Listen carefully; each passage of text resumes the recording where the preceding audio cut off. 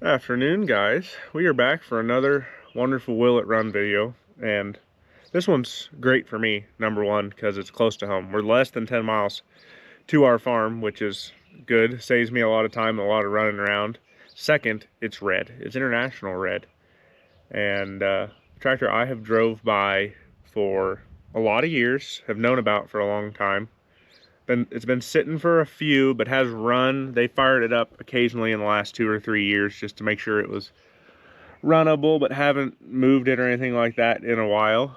And it is the biggest tractor I have brought to the Will It Run world of stuff myself currently. It is not the biggest red tractor I have run or farm with. My 5488 is just a little bit bigger, but not that much bigger.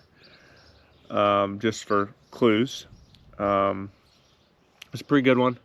Kind of an odd tractor you don't run across a lot. They're not rare, but you just don't see them a lot out in the wild anymore. And kind of one of those that's cool to add to the herd, I would say. And with that, I'll step back away from it and show it to you guys. It is 1980, I believe, 4386 International. This one, or 48386, has had the intercooled 466 diesel motor in them. Made somewhere around 200 horse, 175, 200, I think. Not the biggest four-wheel drive tractor by any means. Steiger built, but IH power plant and axles, I think is the way I want to put that. It uses a 1466 rear end for the axles, more or less, is how I would put that. No PTO on this guy. I think I said 18438. The inside tires are pretty good. The duals are absolutely shot. That's okay. No 3-point. 4 remotes on it that are still the IH style couplers, so those will probably need converted. Big heavy drawbar here on the back end, which is good. Yeah, we'll probably, I'm actually not planning on selling this tractor, planning on using it to do tillage, because most of our tillage tools are 30 foot or under anymore, and this will fit right in with everything else. 5488, 7240 Magnum, and the 8300 are all right in this power category, so should be good. I think it's a 1980 model. Serial number is right here on the step. It is number 2693. 4386. I'll have to put batteries in it. Obviously, there's no batteries in it currently. And it's going to need a service at some point in time, but that's not too big a deal. Wonder where that plugs in. Yeah, we just won't think about it for now. Yeah, AC compressor is loose. Well, yeah, AC compressor is loose, so yeah, it looks like it's been converted to 134A, so might stand a chance on getting the AC system up to working snuff. Looks like we're gonna have to add a little air to that tire there. And this one needs air. I think we can probably drive it out of here and then pull it over by my pickup and air them up, I would say. Fiberglass grill still intact. Yeah, big old air cleaner up in there. Nothing too wild there, really. Muffler rotted off, but had a can over it, which is good. Could pull. The dipstick was on the other side. There is a crack in the exhaust manifold there. I'll have to replace that probably before I go to use it, I would say. Yeah, dipstick's over here. We'll pull that and take a look. A little overfull, might have a little diesel seeping through. It is just a rotary M100 pump, so not too wild. Let's see if it's got any fuel to prime it up here. Oh yeah, still primed, so I wouldn't be. It looks like good red fuel in it too, so doesn't smell bad or anything like that, thankfully. The hydraulic reservoir on this, on my Steiger, was on the front. I'm not seeing the tank here, so I might have to look around, check hydraulic fluid. Wherever that is, a big old disc brake there in there to stop. Maybe you check the fill inside. I don't know. I have to look around some more. Kind of got some dangling lights going on. That tire holding a little air. It's got some air in it. Junk tire there. We'll go up in the cab here. Look that over. Don't think this thing had a ton of hours on it when I looked at it. I don't quite remember. Somebody left their water jug in here. Yeah, it needs a cab interior. I'm just gonna have to rip the headliner down out of it before I take it home with me. Reads 44.85, which there's a pretty distinct possibility on that being original hours. Shifters down here in your knees. All the hydraulic levers are back here.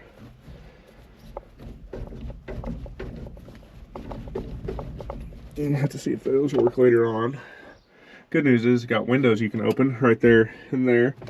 And the back window, my Steiger, you can't actually open anything besides the doors. So this actually wouldn't be that bad to drive without air conditioning today.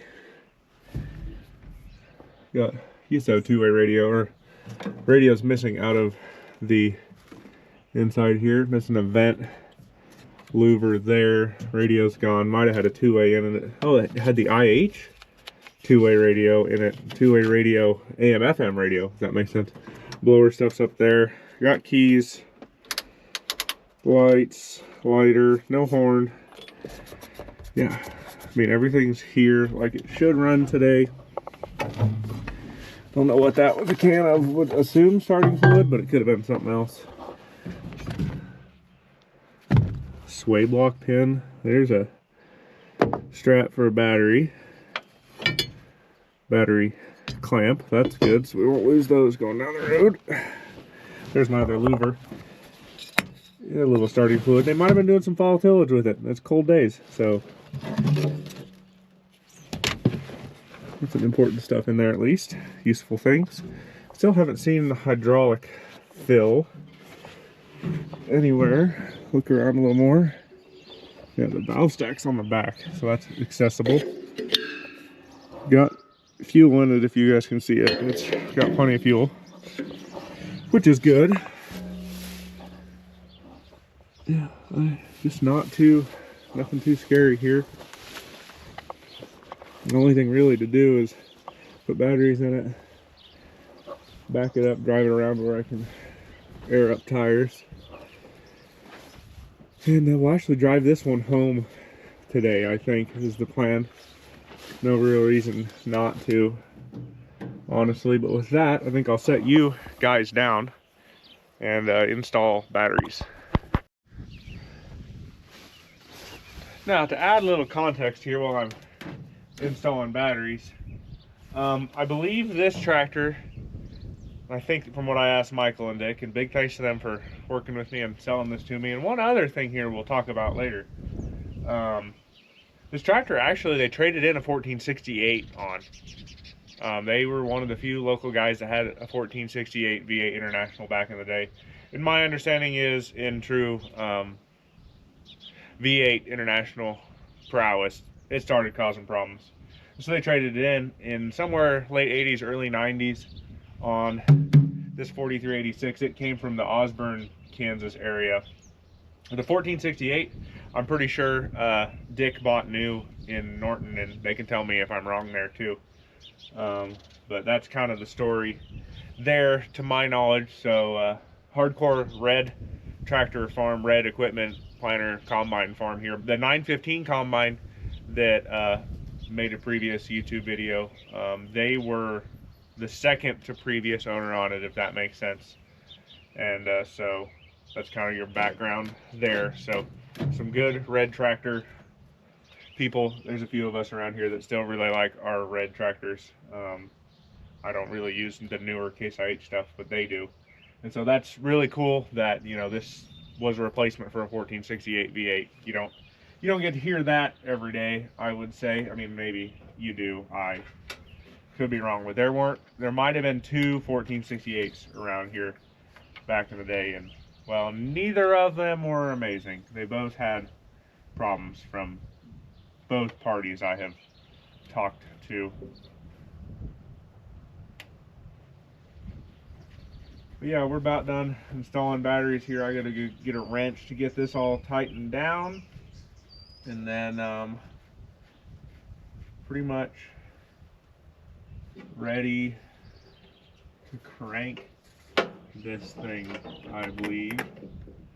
Try not to make sparks here installing the batteries, which I'm really good at making sparks. If you've never worked with me, yeah, pretty good at making sparks. It was worse. Making sparks on this stuff isn't so bad, but like when we were doing 3-phase pivots, but that's not a good place to do that.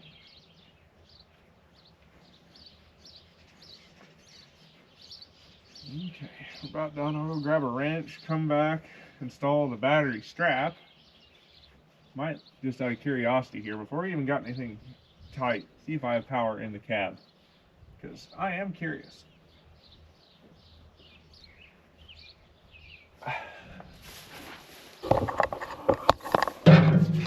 I honestly kind of curious if the digital dash comes to life too. It did. Yeah, digital dash is here. Mile per hour. It's flashing at me. RPM 3 miles per hour. Yeah, we might actually have some stuff.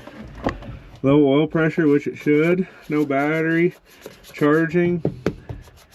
Yeah, cool. Got some stuff there. We'll shut that back off. I don't think we're probably going. Yeah, whatever. We'll shut that back off. And go get wrenches, get the batteries down tight, and then we'll crank this thing, I guess, and see if we can back it up. Cool. All right, guys, it's about time to fire this big beast up. About 2 more things to do here. First one, I need to crawl up, check the antifreeze, just to see if we have any. And then since the exhaust pipe is rotted off, I need to pull that can off that's over there. Big old heavy hood here.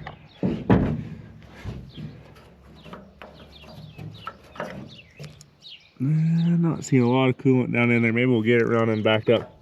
Pull it over by my pickup and put some more in. I think I need that off though.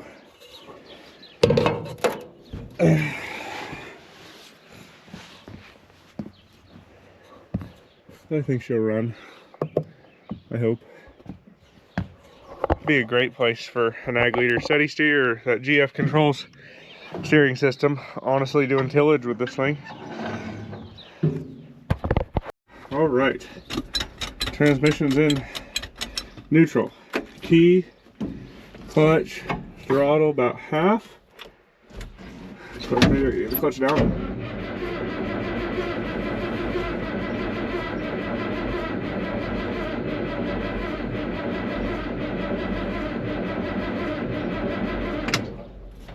Okay, I'm gonna go pump on the primer bulbs.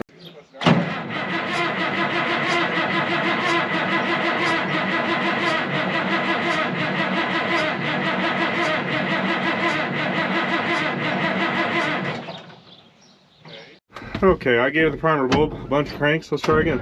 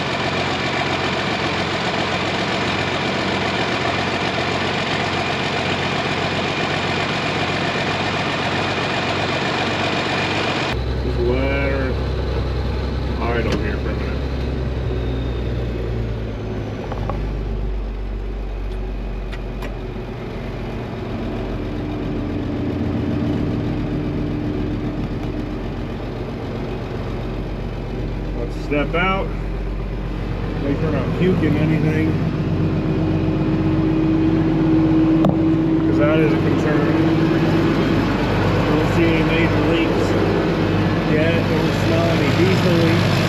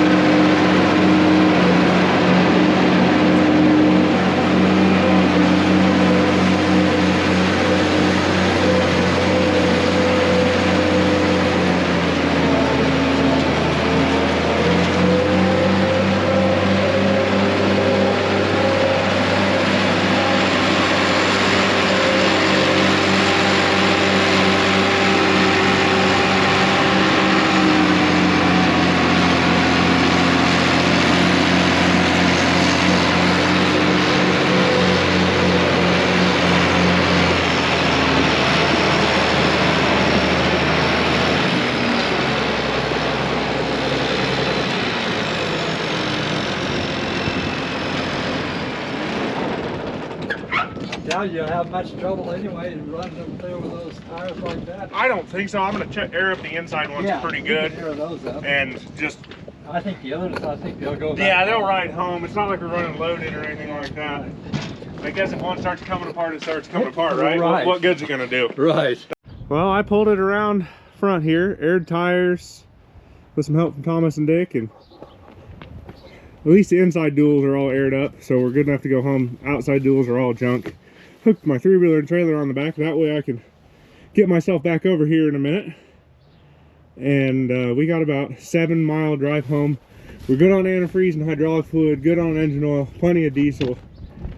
We're just gonna gently drive this thing back across. I fully expect it to be pretty bumpy here for a little bit, because these tires have sat flat for a while, and who knows what the flat duals are gonna cause it to act like. But I guess let's go home.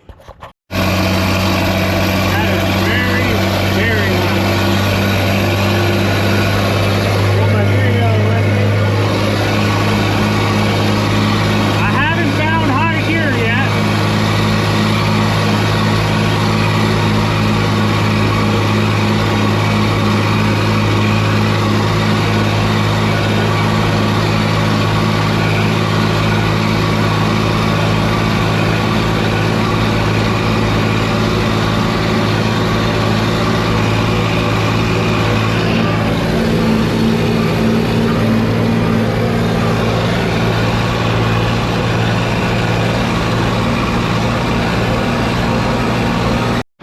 Okay, we've made it 2 miles, yeah, 2 miles closer to home here. Just thought I'd stop and check for massive leaks or smoke or fire or whatever. And see glow lights. That's perfected. Could really use a muffler or just a pipe. But I don't see anything spewing leak down the back of the drop box. That might need sealed sometime. 3-wheelers hanging on back here. I think we're gonna make her home though. We got like 4 miles to go. Let's do it. Whatever. Losing a little there, maybe. That's okay. That we can deal with.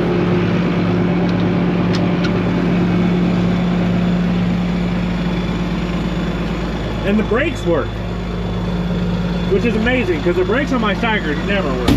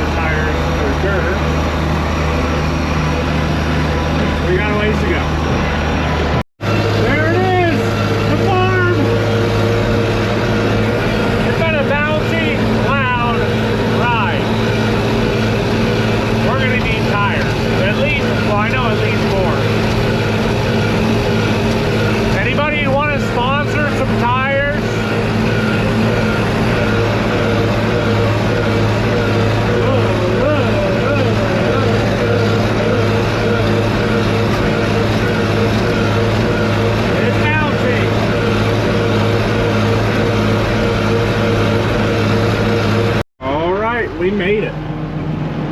Fairly unscathed, nothing smells like it's on fire. Looks like we might have a little bit of leak. I believe it's probably that seal there. Might be further in. We got something leaking. Oh, that seal right there. Back to the trans. Not the end of the world. Nothing here seems too bad. Nothing's hot. Anything like that, so we can tell. But we made her home. That tire is oof. I'll have to make some calls, see if I can come up with 4 good used 18-438s, if not 8, if I can find a match.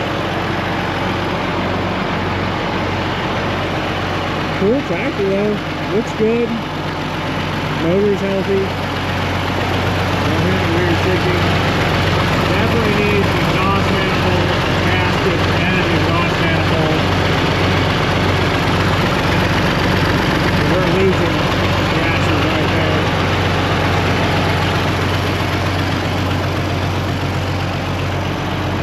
Fun. Yeah, we're losing oil around that brake there too, so I'm going to end up resealing the outputs on that. Output and inputs on all this stuff here.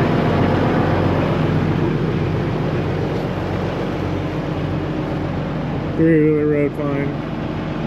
What a tractor. That thing's cool. I mean, I could probably make these work as outside duals maybe, but yeah. I'm glad we made it home. What a tractor. Pull my 4166 out here and get photos of them together for sure. Way cool. I guess let's go back and get my pickup and we'll show you what else I bought with this tractor, and that'll be a future video probably. But overall, just glad we made it home with this thing, and it ran pretty darn good, really. No complaints.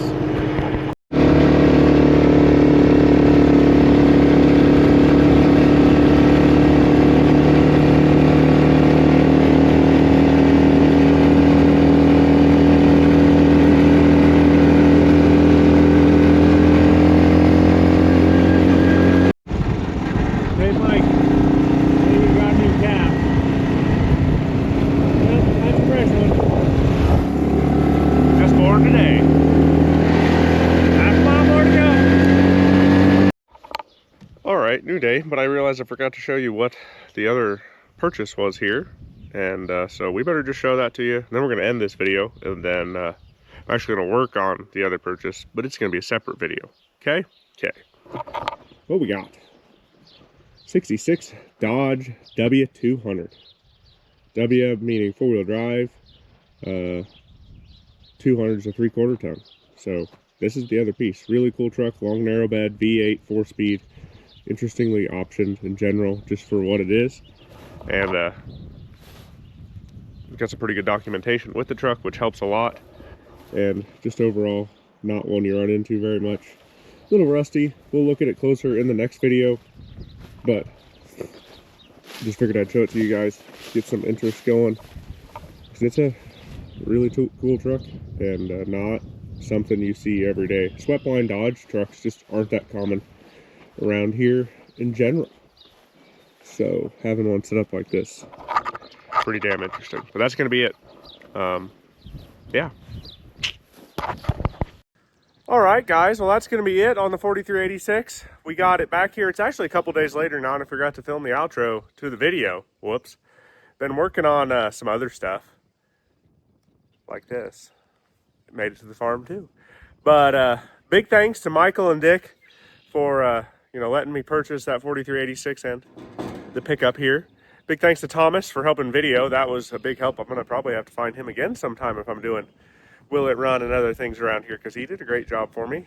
And yeah, if any companies would like to help with getting this 4386 back in running condition, please reach out. We're gonna have to redo cab interior, U-joints, lots of seals, gonna need some tires, Pioneer couplers on the back. I mean, there's a long list on the 4386, and it's gonna be fun though. But as you can see, the old Dodge made it home too. We'll have to watch for that in a separate video. But I'm on all the social medias as @TMontyIH. My website's territorialtrading.com. You can email me, that's in the description. And you guys take care. Go drag something out of the weeds, just like that 4386, and get it running.